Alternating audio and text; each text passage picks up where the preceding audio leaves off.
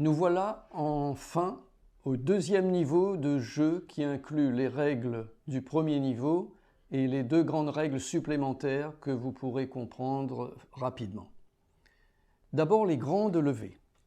Et pour cela, nous allons examiner ce qui est inscrit sur le premier schéma. Alors il faut savoir que pour faire une grande levée, il faut des cartes qui surmontent d'autres levées.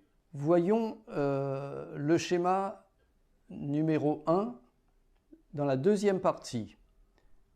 Nous voyons trois petites colonnes et nous avons trois cas de grande levée. Le premier cas, c'est toujours comme pour les autres sur une carte heure ordinaire.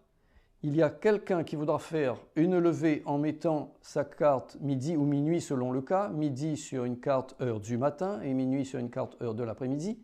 Et tout de suite après, le joueur suivant, ça c'est très important, c'est toujours le suivant qui agit. Le joueur suivant fait savoir qu'il surmonte et il met une carte toute qui annonce un danger et puis il met sa carte de danger. Et là, donc, c'est lui qui fait toute la levée, c'est une grande levée. Ensuite, le jeu doit continuer. Donc, c'est celui qui a fait la levée qui va rejouer à la pile de jeu ou mettre une carte à la défausse. Et pour les pioches qui vont suivre, c'est celui qui a joué midi et minuit qui va piocher avant, parce que c'est lui qui a joué avant, c'est dans l'ordre des tours de jeu. Celui qui a fait midi et minuit pioche, ensuite celui qui a fait la levée. Et après c'est au tour du joueur suivant. Alors voyons maintenant la deuxième grande levée, toujours sur une carte heure. On peut considérer que le joueur suivant, il y a plusieurs cas là, peut mettre midi, minuit, jouer seul bien sûr, ou bien Alizé, neige, volcan, cyclone avec la carte toute. C'est tous ces cas-là possibles. Et donc, après avoir voulu faire cette levée, le suivant annonce qu'il surmonte avec la carte toute et la carte grand mercal. Et là, automatiquement, le jeu s'arrête, comme on a vu pour le premier niveau. Le jeu s'arrête, c'est la fin de la manche et le décompte des points.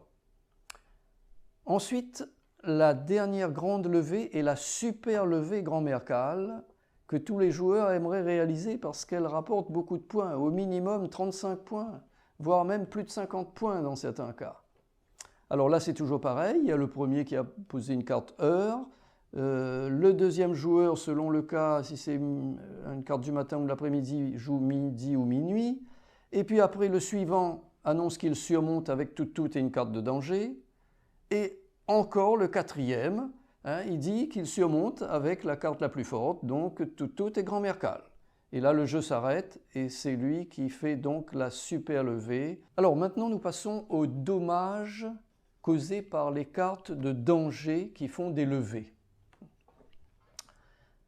C'est après avoir rejoué et après les pioches nécessaires que le gagnant de la levée met en œuvre les dommages.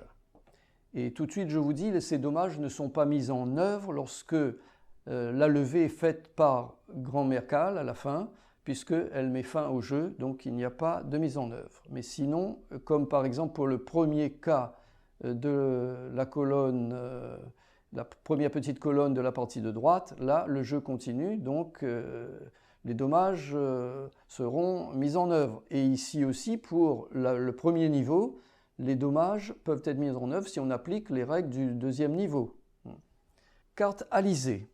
Donc on peut trouver la carte alizée ici, la carte alizée, la carte volcan, la carte cyclone, neige et cyclone. Voilà, on a tout là, alizée, neige, volcan, cyclone.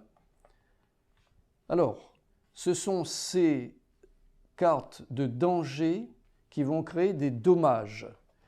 Alors, pour la carte alizée, on sait que c'est du vent qui souffle et ça éparpille les feuilles. Alors donc là, le gagnant de la levée prend une carte au hasard dans le jeu d'un joueur qu'il choisit et lui donne une de son jeu.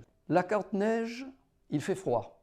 C'est le joueur suivant à gauche qui est gelé, donc il doit passer un tour. La carte volcan maintenant, c'est la perte d'un bien. Le joueur précédent, à droite, perd sa dernière levée et la donne au joueur qui a fait la levée volcan. Et si le joueur précédent n'a pas de levée, il n'est pas pénalisé. Alors c'est là qu'il est important de voir que pour reconnaître la dernière levée, il faut que chacun mette bien ses levées en ordre, de façon superposée, peut-être même de façon perpendiculaire en forme de croix. Voilà, ensuite la carte cyclone. Pour la carte cyclone, ce sont de gros dégâts, ce sont des vents violents. Alors pour la carte cyclone, c'est le gagnant de la levée qui va mélanger toutes les cartes en main avec les siennes ou pas, selon son choix, puis il les redistribue une à une pour que chacun ait à nouveau 5 cartes en main. Et là, s'il y a le cas d'un joueur qui a oublié de piocher, il doit le faire avant le mélange de ses cartes. Un joueur peut aussi choisir de ne pas participer à ce mélange de cartes, mais à condition qu'il présente une carte de son jeu où figure le mot travail. Et là, nous voyons que sur la carte cyclone, nous trouvons le mot travail. C'est pour cela que celui qui fait cette levée cyclone a le choix de mettre ses cartes avec les autres pour le mélange ou pas. Voilà, j'espère que cette vidéo vous permettra de comprendre les règles du jeu écrites dans le coffret.